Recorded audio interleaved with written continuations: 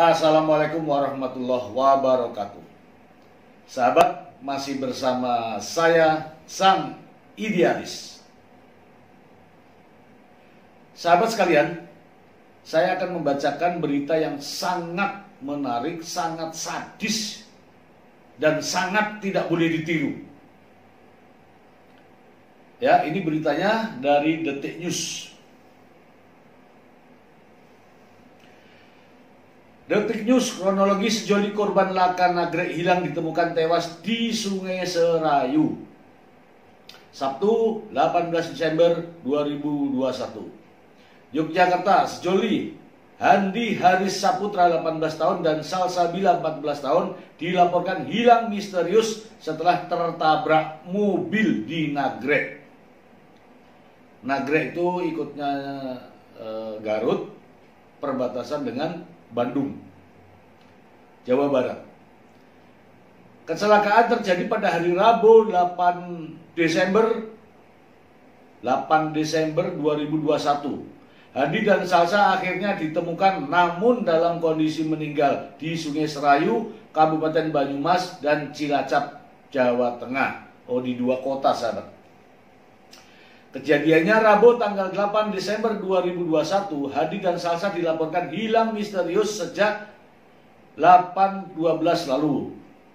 Ayah Handi, Entes Hidayatullah, mengatakan ia mendapat kabar Handi dan pacarnya Salsa tertabrak mobil di perbatasan Garut.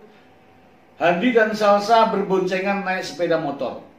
Kejadiannya saya nggak tahu pasti, tapi setelah tahu kecelakaan saya langsung pulang dari pekerjaannya, ujar Entes kepada wartawan. Entes mengaku saat itu langsung mendatangi lokasi kejadian, namun Handi dan Salsa sudah tidak ada di tempat. Menurut keterangan saksi-saksi yang ada di lokasi, kedua korban dievakuasi oleh sebuah mobil berwarna hitam yang diduga menabrak keduanya. Video detik-detik Handi dan Salsa mengalami kecelakaan sempat beredar lewat aplikasi pemesanan WhatsApp. Kadit Laka Polres Garut, Ibda Priyo Sumbodo, membenarkan peristiwa kecelakaan tersebut.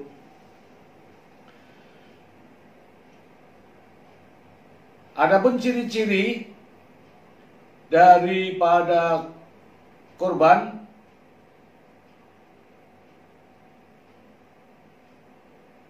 adalah Handi Saputra, umur 18 tahun, badan gemuk, tinggi kurang lebih 145 cm.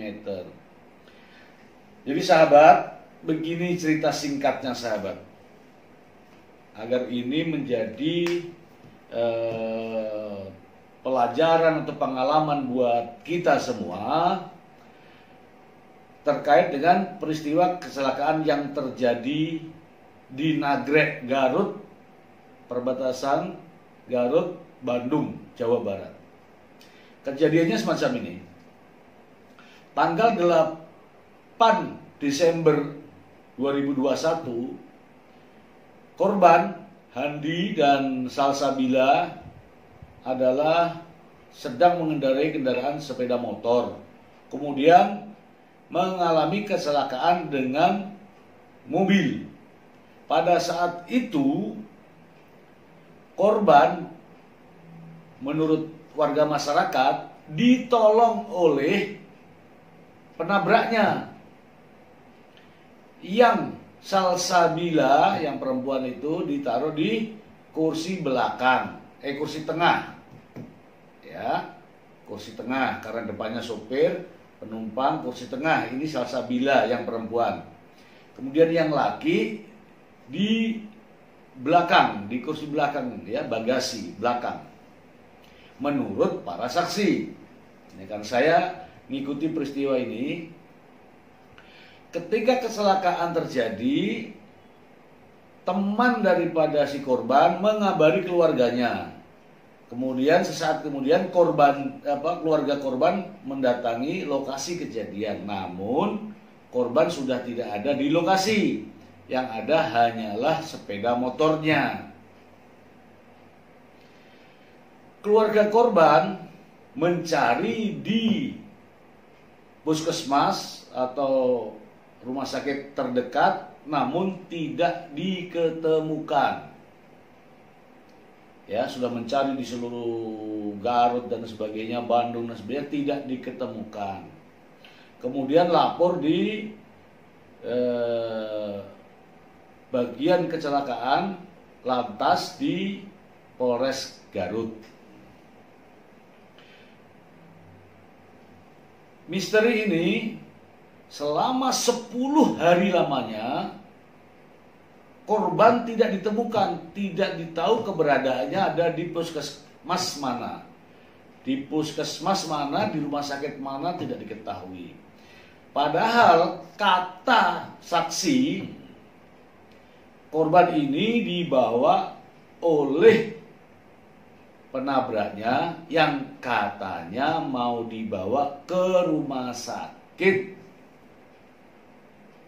Ya, begitu sahabat ya.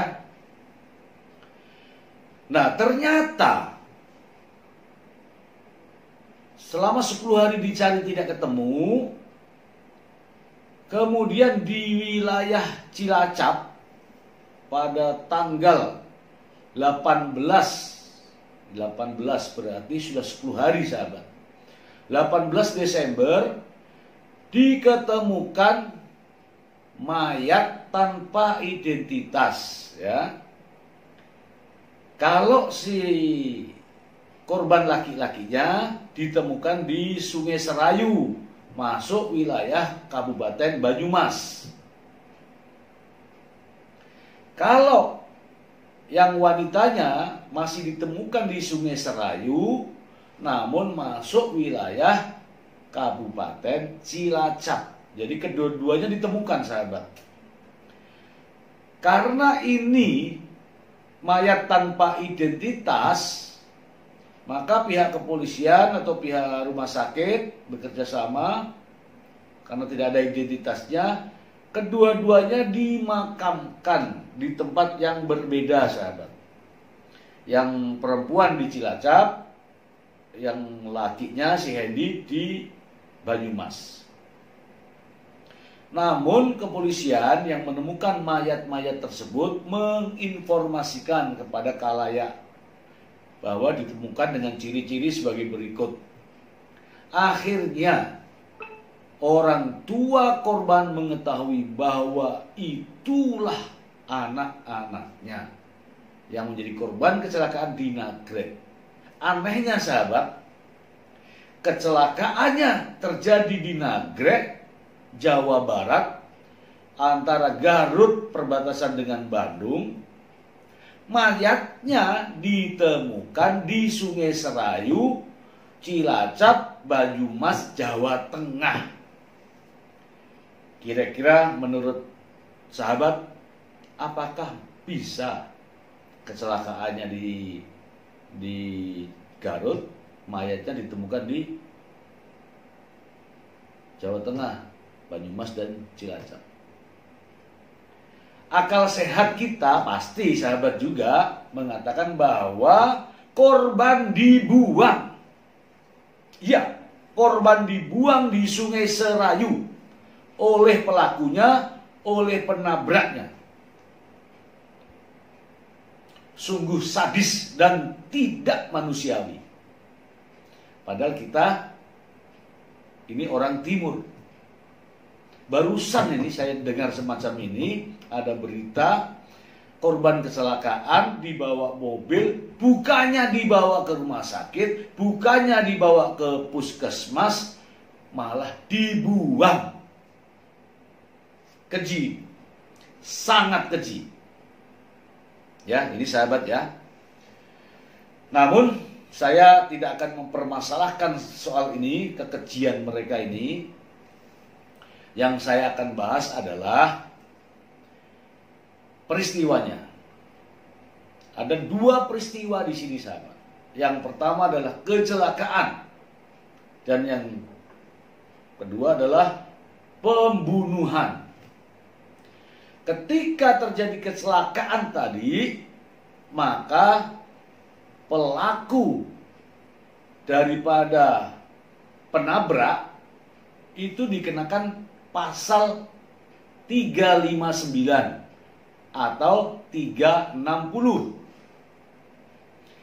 Kalau 359 sahabat, itu korban meninggal dunia pada saat kecelakaan. Karena bunyinya daripada pasal tersebut adalah barang siapa karena kelalaiannya menyebabkan orang lain meninggal dunia, ancaman hukumannya adalah 5 tahun. Kemudian pasal 360 sahabat, barang siapa karena kelalaiannya menyebabkan orang lain menjadi luka, ya kecelakaan luka, atau menderita sakit, diancam paling lama 5 tahun, paling minimal 1 tahun penjara. Itu kalau kecelakaan. Nah, kita melihat kasus ini ketika terjadi kecelakaan, pelakunya tidak mengetahui apakah itu korban meninggal atau masih hidup. Tetapi menurut saksi-saksi yang ada di TKP, korban masih hidup. Korban masih hidup. Kalau korbannya masih hidup sahabat, kemudian ditemukannya di Sungai Serayu meninggal dunia, maka menurut saya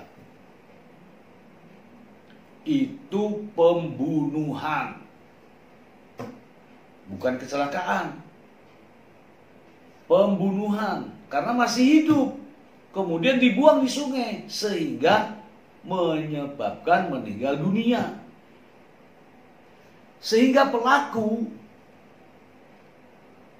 diutamakan dijerat dengan pasal 338 KUHP. Barang siapa merampas nyawa seseorang, ancaman hukumannya adalah 15 tahun penjara. Jadi kalau yang tadi adalah 5 tahun, sekarang berbeda ancamannya, yaitu 15 tahun. Persoalannya di sini lagi sahabat.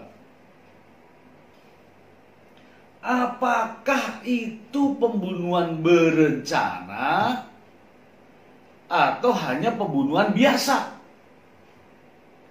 Sebab ada antara waktu, antara jarak dari Garut, dari Nagrek ke Jawa Tengah itu pasti ada berpikir.